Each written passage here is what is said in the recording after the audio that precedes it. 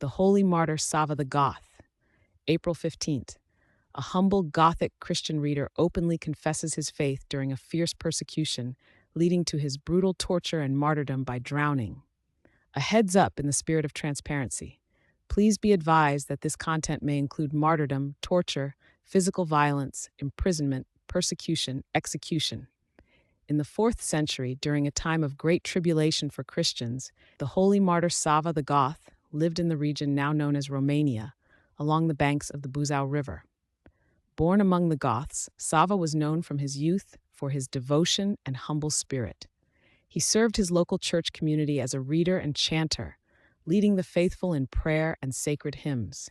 His life was a continuous witness to Christ, and he openly opposed the idolatrous practices prevalent among his people.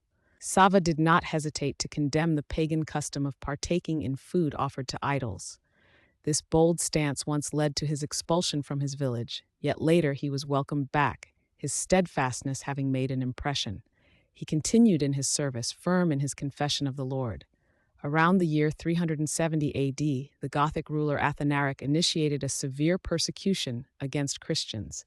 A local Gothic leader named Atharid, son of a chieftain, arrived in Savva's village with the intent to force Christians to consume sacrificial meat. Some pagan villagers, seeking to protect their Christian neighbors, attempted to deceive the authorities. They presented non-sacrificial meat, claiming it had been offered to idols, hoping to satisfy Atharid's demands without compromising the Christians. However, Saint Savva refused to participate in this deception. He openly declared his Christian faith, stating that he would not be saved through such a stratagem. His direct confession exposed him to the persecutors. Atharid's men seized Savva and subjected him to severe tortures. They stretched him between 4 posts and beat him with rods and whips throughout the night. Despite the prolonged torment, the next morning, Savva appeared without any marks on his body, as if he had endured no suffering. His miraculous endurance angered his persecutors further. Following this, Saint Savva was imprisoned with a priest named Sensationalism. Later, Atharid's soldiers returned. They dragged Savva from his dwelling, stripped him of his garments, and pulled him over thorny bushes, causing his body to be lacerated. He was then tied to the axle of a cart and stretched with such force that the ropes cut into his flesh.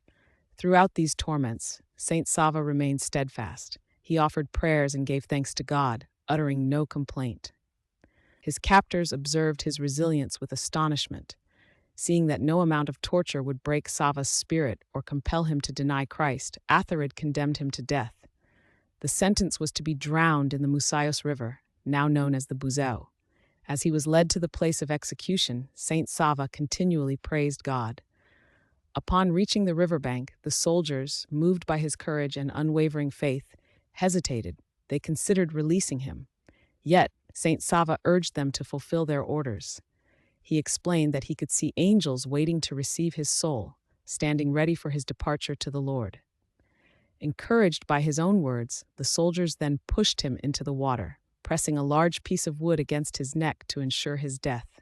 In the year 372, Saint Savva surrendered his soul to God, offering his final witness by martyrdom.